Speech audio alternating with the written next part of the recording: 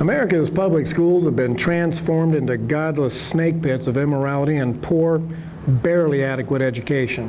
Hello everybody, Wild Bill for America here, and we need to restore some sanity and morality to our national schools.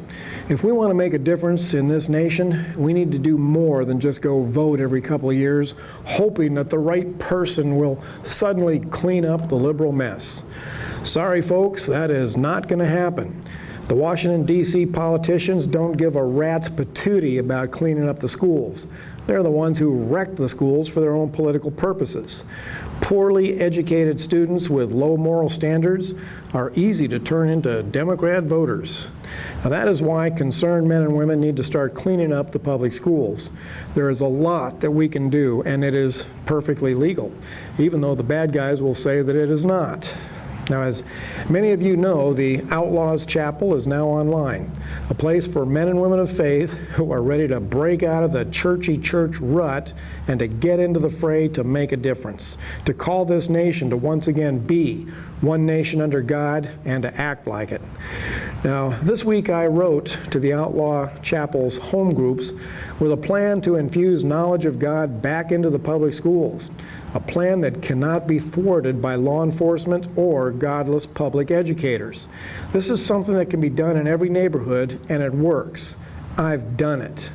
Now, for those of you who believe that separation of church and state garbage, let me remind you that Thomas Jefferson and Ben Franklin insisted that the Bible be the primary textbook in public schools because the Bible is by far the best source to give kids a good start in life.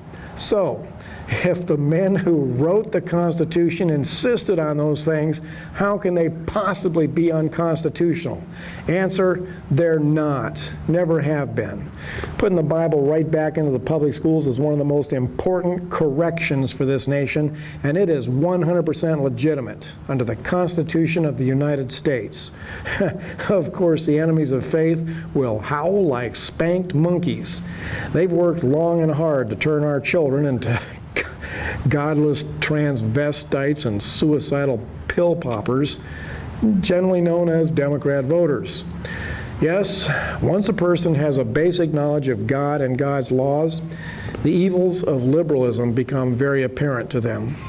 Now, I'm not going to give the details of the school mission because this is not a troll-free zone. The Outlaws Chapel, however, is a troll-free zone. That's accomplished by having a $10 a month membership that serves to keep the trolls out.